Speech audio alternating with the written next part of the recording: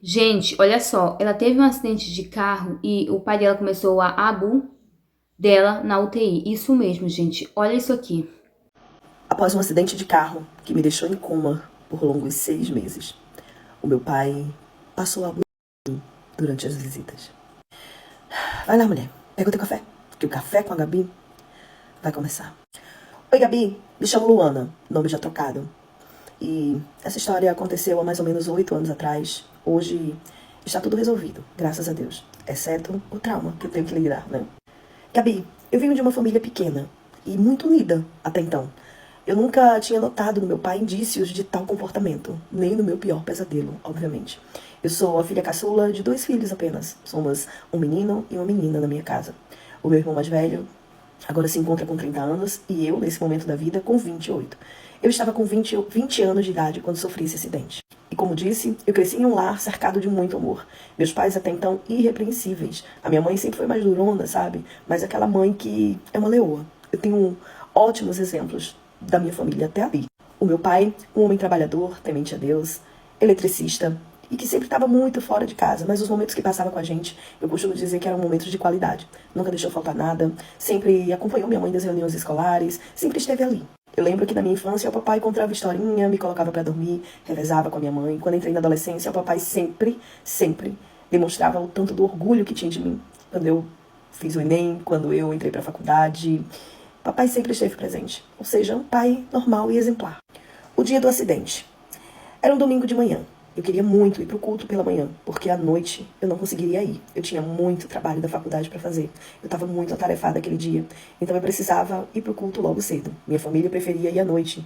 Então peguei carona com uma amiga. Ela recém-habilitada, havia ganhado o carro há pouco tempo, foi aquela alegria toda. E aquele era o meu sonho também. Papai dizia, assim que você tirar sua habilitação, eu compro nem que seja um fusquinha para você. Eu estava muito feliz, Gabi. Eu tinha acabado de conhecer um rapaz da igreja. A gente estava conversando, a gente estava se conhecendo, a gente estava pensando até em evoluir para um namoro. Essa minha amiga era uma amiga de muito tempo. A minha família, tudo caminhado, sabe? Fomos pro culto de manhã. Saímos de casa por volta de umas 6h30. Tudo tranquilo. A igreja era um pouco distante da nossa casa e chovia.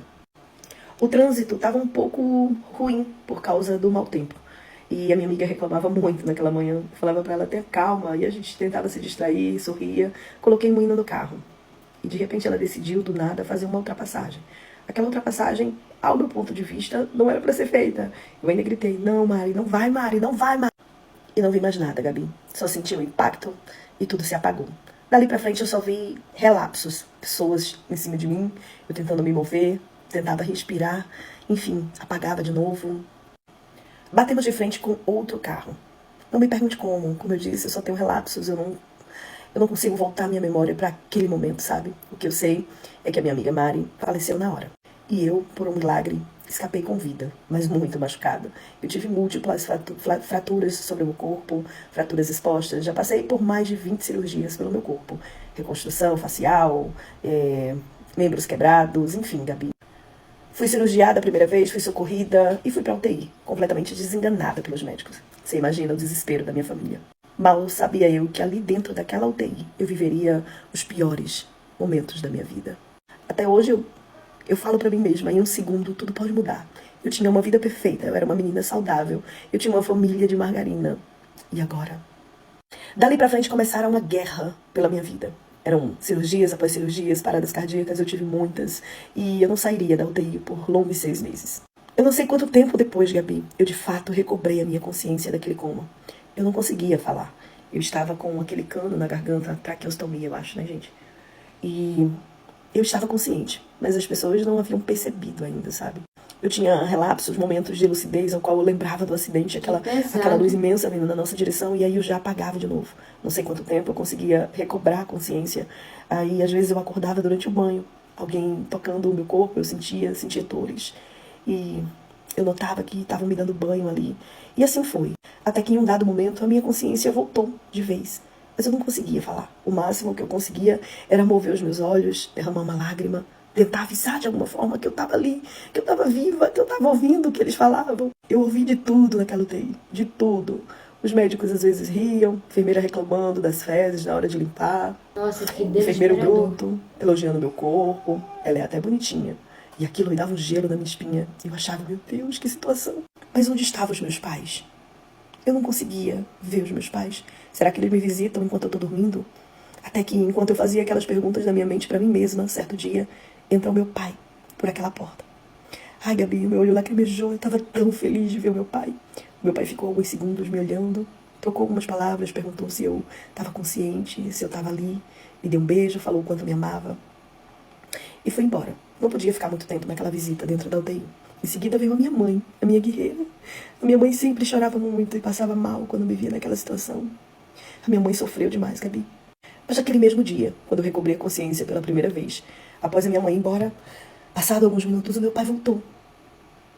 Só que meu pai voltou de uma forma diferente, Gabi. Ele me olhou nos olhos, ele me cheirou de uma forma esquisita. E depois ele pegou uma pequena toalha que ele tinha no bolso, um lenço talvez, e colocou sobre os meus olhos. Eu estava de olhos abertos. Eu estava vendo ele, mas eu não conseguia falar.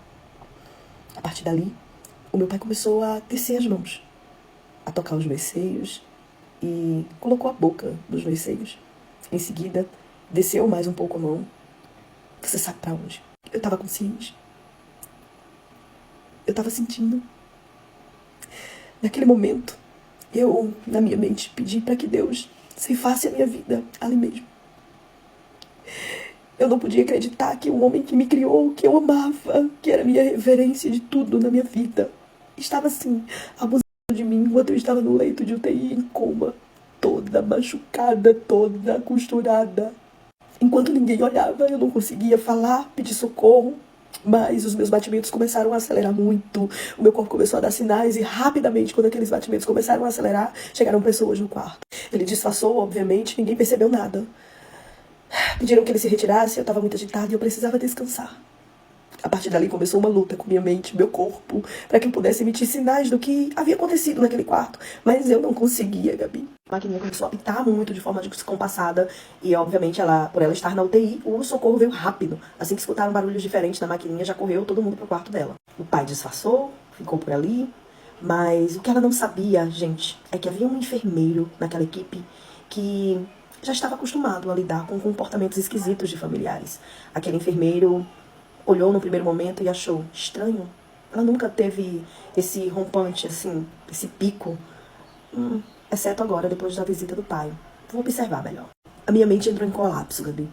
Era muita coisa pra eu ter que lidar, enquanto meu corpo nem sequer respondia a nada. Eu havia parado toda a minha vida, eu quase perdi minha vida, eu não sabia o que tinha acontecido com a minha amiga. Eu não conseguia voltar minha mente pro momento do acidente. E agora, além de não poder me mover, respirar sozinha, eu tinha que lidar com o que tinha acontecido ali dentro daquele quarto. Sem poder falar, sem conseguir expressar. Apaguei. Acho que me sedaram. Quando eu acordei no outro dia, eu fiquei confusa, sem saber se de fato aquilo tinha acontecido ou se aquilo tinha sido um sonho. Peraí, foi um sonho. Graças a Deus, o meu pai nunca faria isso comigo. Mas veio a hora da visita. Nesse dia, a minha mãe não apareceu. Veio apenas o meu irmão, me visitou, conversou comigo por alguns instantes. Ele estava tão lindo. Eu pensei quando veio meu irmão, há quanto tempo eu tô aqui? Meu irmão tá tão diferente. Ele agora tem uma barba. E lá vem meu pai. Foi inevitável subir um gelo pelo meu corpo quando eu ouvi a voz do meu pai dizendo: como você tá hoje, minha bonequinha? Olhei pra ele com um olho de desespero e pensei, acho que é coisa da minha cabeça. Mas não. O papai olhou ao redor, olhou se alguém estava vindo, fechou a cortina e começou tudo de novo. Tocou os meus seios, desceu a mão lá pra baixo e dessa vez o papai colocou seu órgão vital pra fora e esfregou no meu rosto. Eu não conseguia me mover. Eu ainda não entendia as lesões gravíssimas que eu tinha tido. Eu quebrei os meus 2 braços em vários lugares, pernas também. Então eu não tinha movimentos.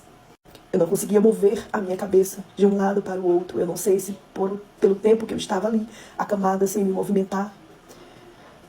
O que eu sei é que a lágrima escorreu no canto do meu olho. E eu não podia acreditar que era verdade. O meu pai estava fazendo aquilo comigo. Novamente, após alguns minutos, os meus batimentos aceleraram e os médicos correram para o quarto. E novamente aquele enfermeiro observou. Naquele dia, ele olhou mais nitidamente para o papai e perguntou: aconteceu alguma coisa aqui? Eu notei que já é a segunda vez que quando o senhor a visita, ela fica muito agitada. O papai disse não, deve ser a emoção. Dali pra frente, aquele ato passou a acontecer com mais frequência, sempre no mesmo horário, papai sempre quando vinha sozinho.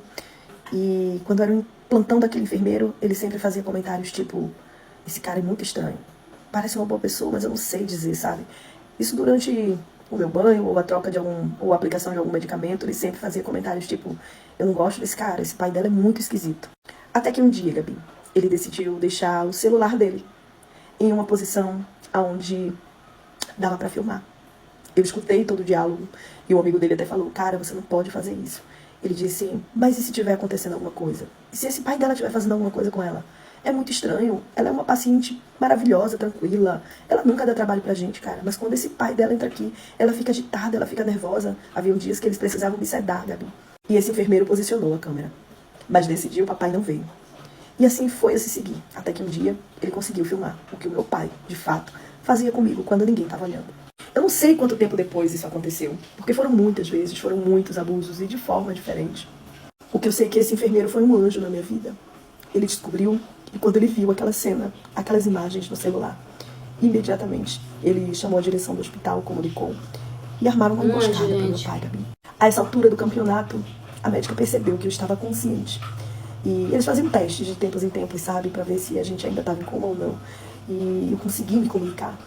Ela me mostrou aquela imagem e ela disse, como você tá sofrendo, minha filha, a gente viu o que ele faz com você. E eu chorei muito, Gabi. Ela me falou que dali pra frente iria começar a tentar reduzir os sedativos e tirar aquele aparelho para que eu tentasse respirar sozinha, me explicou o procedimento, que eu precisaria estar calma e que aquele homem não faria mais aquilo comigo. A assistência social do hospital entrou em contato com a minha mãe. Eu lembro quando a minha mãe entrou naquele quarto, me abraçou e chorou muito e disse, minha filha, eu não posso acreditar que o seu pai está fazendo isso, além de você ter que lidar com tudo que te aconteceu, minha menina, mas eu estou aqui, ele não vai mais chegar perto de você. A mamãe assistiu aquelas imagens com o coração sangrando, sabe? Como eu disse, o meu pai não era qualquer pai. Era o companheiro dela da vida inteira, tinha me criado da melhor forma possível. Eu não sei o que se passava na cabeça dele, Gabi. O que eu sei é que eu tive total apoio, tanto da equipe do hospital quanto da minha mãe, do meu irmão. E deixaram o papai vir me visitar. Naquele dia, chamaram a polícia e pegaram o papai em flagrante, durante o ato. Eu não sei te explicar o alívio que eu senti com a prisão do meu pai. Os traumas, eu tive que aprender a lidar, minha amiga. Não foi fácil. Após aquela descoberta ali, no ocorrido, cerca de um mês depois, eu saí daquela UTI, desci pro quarto, ainda fiquei longos meses no hospital, mas voltei para casa. Precisei reaprender tudo de novo, andar, falar, comer. Foi um longo processo de recuperação. Ainda é. Eu ainda tenho sequelas desse acidente. Mas hoje eu levo uma vida normal. Estou viva, contando a história. Agora os traumas do que eu vivi dentro daquela UTI, sofridos pelo meu pai, esses são os piores de superar. Não abrimos a situação para toda a família, não expusemos na igreja, mas a minha mãe pediu o divórcio do meu pai. O meu pai foi preso em flagrante. E após ser solto, já está em casa, o papai tentou se reaproximar. Certo dia apareceu, conversamos, nos perdoamos. Sabe, Gabi? Obviamente nunca mais vai ser a mesma coisa. Eu nunca mais vou olhar para meu pai com aqueles mesmos olhos. O casamento dos meus pais nunca foi refeito, né? Não reataram mais. Mas hoje nós temos uma boa comunicação, sabe? Nos falamos, desejo feliz dia dos pais. O papai casou novamente, já tem construído outra família. A mamãe, desde então, vive dedicada para mim, para cuidar de mim. Somos só nós duas, porque o meu irmão já casou também e tem a vidinha dele. E essa é a minha história, Gabi. Isso é o que eu passei. Só não coloquei o meu nome verdadeiro aqui para não expor o meu pai. Gente, eu tô assim, arrasada com essa história. Sinceramente. Ai, meu Deus do céu, como é que um ser humano, um ser que se diz pai faz isso com a própria filha, gente? É muito triste, decepcionante.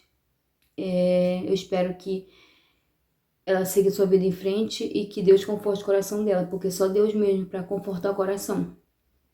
Porque ela, se não for Deus, ela não vai conseguir seguir em frente, né? Que bom que ela perdoa. Assim, perdoar é uma coisa, gente. Agora, conviver e ser do mesmo jeito que era nunca mais vai ser como era antes. Mas eu acho que eu acho que ela é da igreja, eu acredito que seja da igreja evangélica, né? Então, talvez por esse motivo realmente que ela tenha perdoado, né? Mas eu espero que fique tudo bem, que Deus conforte o coração. Essa foi a história de hoje, muito tocante. Comenta aqui sua opinião e até o próximo vídeo. Tchau!